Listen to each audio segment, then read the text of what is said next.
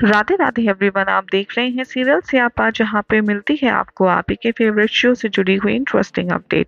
आज रात के एपिसोड की शुरुआत में दिखाया जाएगा कि श्री कृष्ण सबको मोटिवेट करने की कोशिश करते हैं और वो काकी से कहते हैं कि कैसे बचपन में मैं माखन खाने के लिए आपकी मटकियां फोड़ता था और आप हर बार नई मटकी लाते थे, क्योंकि ये प्रेम ही तो था। तभी वो मैया यशोदा से कहते हैं कि बचपन में जब मैं बहुत ज्यादा नटखट था और शैतानी करता था, तब आपने मुझे कभी भी मारा पीटा नहीं, बल्कि जब मैं नाराज होकर अलग बैठ जाता था माखन खाने की वजह से,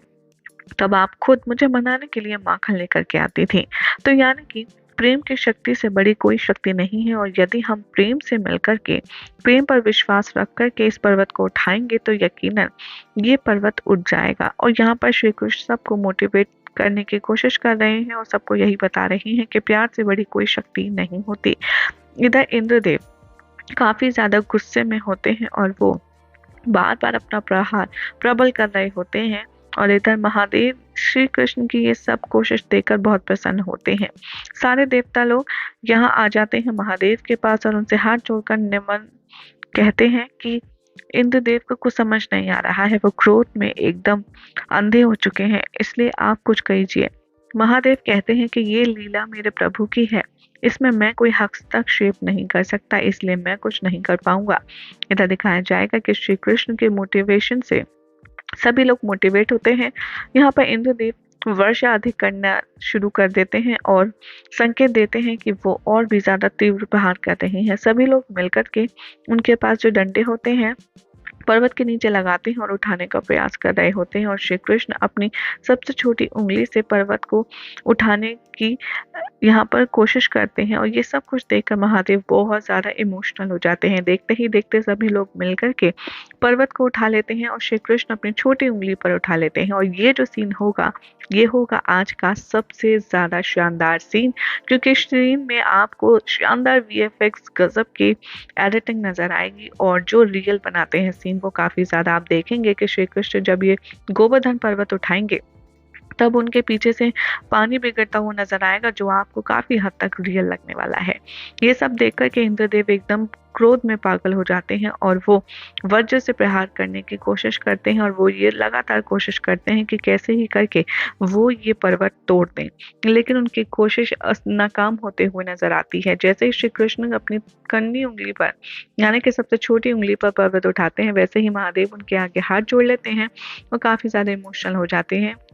और वो सभी लोगों से कहते हैं कि ये खूबसूरत दृश्य हमें देखने के लिए मिला, इस लीला में मैं बहुत ज्यादा प्रसन्न हूँ। सभी लोग श्री कृष्ण के साथ में खड़े होते हैं और वही आइकॉनिक सीन आपको देखने के लिए मिलेगा, और पार्वती भी हाथ जोड़ लेती हैं। यहाँ पर कंस बहुत खुश हो रहा होता है कि अब तक तो सब लोग नष्ट भी हो चुके होंगे। तभी उसके सैनिक आते हैं दौड़े दौड़े और वो बताते हैं कि अब जो हम आपको बताएंगे उस पर यकीन करना शायद आपके लिए थोड़ा मुश्किल होगा। कंस कहता है कि ज्यादा बातें मत बनाओ, जो तुम देख कर आए हो सब बताओ। तभी वो बता देते हैं कि कैसे कृष्ण ने सबके साथ मिलकर के गोवर्धन पर्वत को उठाया है। ये सुनते ही सभी लोग काफी ज्यादा क्रोध में आ जाएंगे और कंस भी क्रोधित हो जाएगा और वो इंद्रदेव का आवाहन करेगा। यहाँ पर जो नारद मुनि है वो इंद्रदेव से मजे लेते हुए नजर आएंगे और कहेंगे कि यदि अब आपको कंस बुला रहा है, आप जाते हैं, तो वो आपसे प्रश्न करेगा कि आपकी कोशिश नाकाम क्यों हुई, और अगर आप नहीं जाते तो उसे लगेगा कि आप कायर हैं। तभी यहाँ पर इंद्रदेव गुस्से में आकर के कहते हैं कि मैं अवश्य जाऊंगा और उसको यह आश्वासन दूंगा कि कृष्ण का अंत मैं ही करूंगा। यहाँ पर इंद्रदेव प्रकट होते हैं कंस के आगे, और कंस और इंद्रदेव आपस में बात करते हैं, जिसमें जो इंद्रदेव है वो कंस से कहते हैं कि कृष्ण का अंत अवश्य होगा, और वो क्रोध में इतने ज्यादा अंधे हो जाते हैं कि वो बार बार अपनी सारी शक्तियों का इस्तेमाल करते हैं, और जैसे ही वो गोवर्धन पर्वत पर प्रहार करते हैं तभी अपनी वज्र से वो बिजली की शक्ति का उपयोग करते हैं, जो पलट करके